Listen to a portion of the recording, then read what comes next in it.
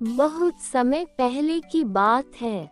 एक छोटे से गांव में एक चोर रहता था जिसका नाम था रघु। लेकिन रघु कोई आम चोर नहीं था। वह बहुत ही चतुर, चालाक और तेज दिमाग वाला इंसान था।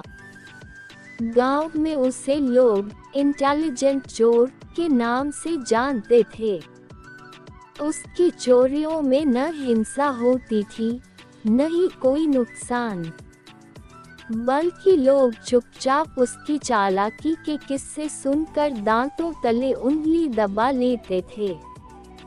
रघु का नियम था, कभी किसी गरीब का सामान नहीं चुराना और कभी भी किसी को चोट नहीं पहुंचानी। वह अमीरों के यहाँ चोरी करता, लेकिन उनकी चीजों का ऐसा इस्तेमाल करता कि किसी को सीधा नुकसान भी न हो और उसकी जरूरत भी पूरी हो जाए। गांव में एक अमीर सेठ रहता था, हरिराम। उसके घर में इतनी दौलत थी कि उसे गिनना मुश्किल था, मगर वह बहुत कंजूस और घमंडी था।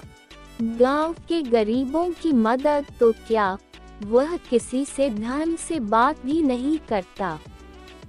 एक रात रघु ने सेठ के घर चोरी का प्लान बनाया, लेकिन तिजोरी तो लोहे की थी और उसके ऊपर 5 ताले। रघु ने 2 दिन तक सेठ के नौकरों की बातें सुनी, सेठ के आने जाने का समय नोट किया और यहाँ तक कि यह भी पता लगाया कि तिजोरी की चाबी कहाँ रखी जाती है। तीसरी रात रघु चुपचाप घर में दाखिल हुआ। किसी को भनक भी नहीं लगी। तिजोरी खोलने के बाद उसने देखा कि उसने गहनों और पैसों के अलावा गांव के कई किसानों की जमानत की जमीनों के कागज भी रखे हुए हैं। उसने पैसे नहीं चुराए, लेकिन वह सारे जमीन के कागज निकाल लिए और पास की पंचायत में एक गुमनाम चिट्ठी के साथ भेज दिए। चिट्ठी में लिखा था, ये कागज उन किसानों के हैं जिन्हें धोखे से सेठ ने अपने कब्जे में लिया। कृपया इन्हें उनके मालिकों को लौटा दिया जाए। जब अगली सुबह सेठ ने देखा कि तिजोरी से पैसे नहीं गए, पर कागज गायब हैं, वह हैरान रह गया। गांव के लोग खुश हो गए जब पंचायत ने कागज लौटाए। गांव के पास एक छोटा किला था, जिसमें एक राजा रहा करता था। राजा की सबसे कीमती चीज थी उसकी विजय तलवार। कहा जाता था कि वह तलवार उसकी कई लड़ाइयों में विजय का प्रतीक रही थी। राजा ने पूरे राज्य में ऐलान कर रखा था कि जो कोई उसकी तलवार चुरा ले, वह उसे आधा राज्य दे देगा, बशर्ते वह तलवार चोरी करके ले जाए।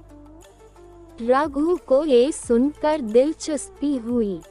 यह उसके लिए सिर्फ चोरी नहीं, एक इज्जत की बात थी। उसने कई दिन तक किले का मुआयना किया, सैनिकों की ड्यूटी देखी और अंत में एक योजना बनाई।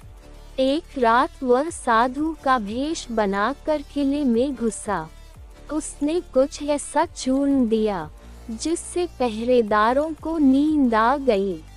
फिर वह महल में गया और तलवार ले ली, लेकिन सबसे कमाल की बात ये थी कि तलवार की जगह उसने एक लकड़ी की हूबहू नकल रख दी। सुबह जब राजा को पता चला कि असली तलवार चोरी हो चुकी है और नकली रह गई है, तो उसे भरोसा नहीं हुआ। जब पता चला कि वह तलवार रघु के पास है, तो राजा ने उसे बुलाया। रघु ने कहा, मैं राज्य नहीं चाहता, बस ये चाहता हूँ कि आप अपनी प्रजा से न्याय करें और गरीबों पर अत्याचार कम करें।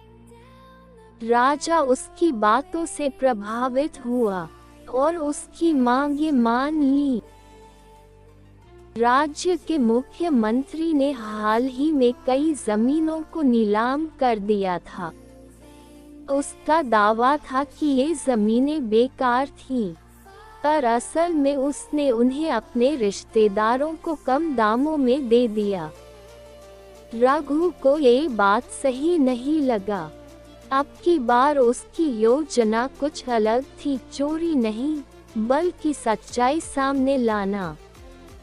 रघु ने मंत्री के घर में घुसकर उसके दस्तावेजों की नकल तैयार की और उन्हें राज्य के न्यायाधीश के पास भेज दिया।